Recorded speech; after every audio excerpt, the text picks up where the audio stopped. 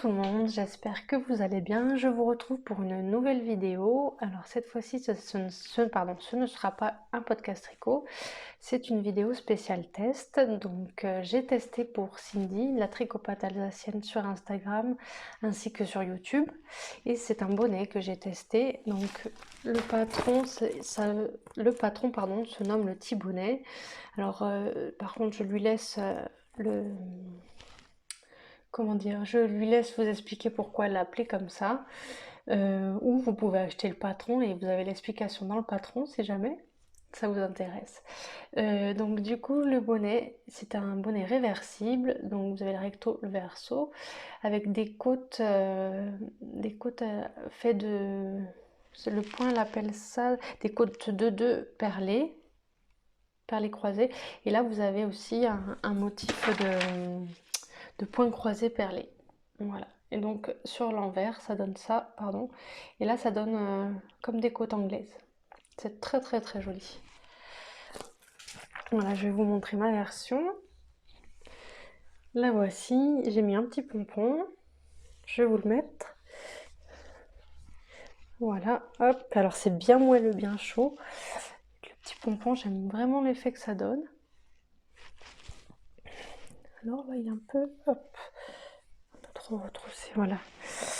Et voilà, donc du coup je peux pouvoir refaire les deux côtés puisque j'ai mis le pompon. Bon, après le pompon c'est un pompon qu'on peut enlever, donc voilà. Hop, alors moi j'aime bien le porter donc, comme je viens de vous montrer, mais j'aime bien le porter aussi slouch. J'aime beaucoup. J'aime beaucoup beaucoup. J'aime bien les deux façons, donc voilà. C'est vraiment un super beau bonnet. Franchement, il est magnifique. Le point est très agréable à faire. C'est addictif et je ne peux pas vous en dire plus. Si vous voulez en savoir plus, je vous invite à acheter le patron. C'est un patron payant. Mais il est vraiment addictif. Ça va vite, c'est un bonnet. Moi, je l'ai tricoté en langue mérino plus.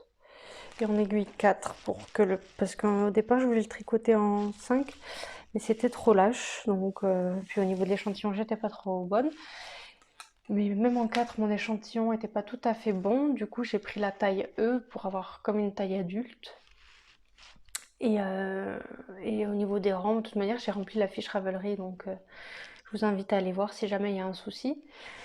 Et voilà, rien de plus à dire sur ce bonnet à part qu'il est vraiment magnifique, j'aime beaucoup.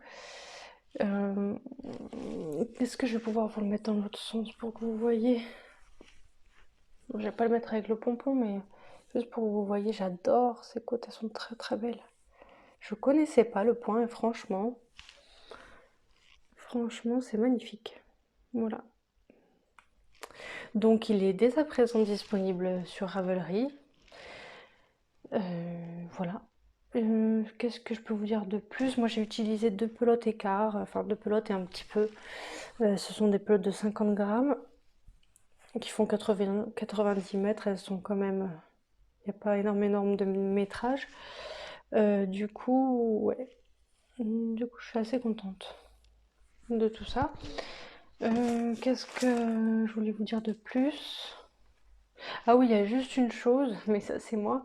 Lisez bien les patrons quand vous achetez un patron, lisez bien le patron, parce que du coup, il y avait une subtilité. C'est-à-dire la subtilité, c'est que, sans vous parler du patron, mais on passe des côtes, on fait un certain point pour faire ces côtes perlées et croisées, et les points du corps ressemblent un petit peu aux points des côtes.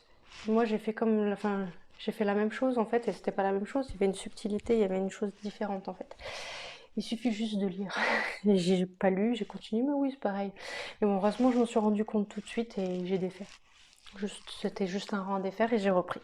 Donc voilà. Mais le pompon, j'aime beaucoup. Voilà.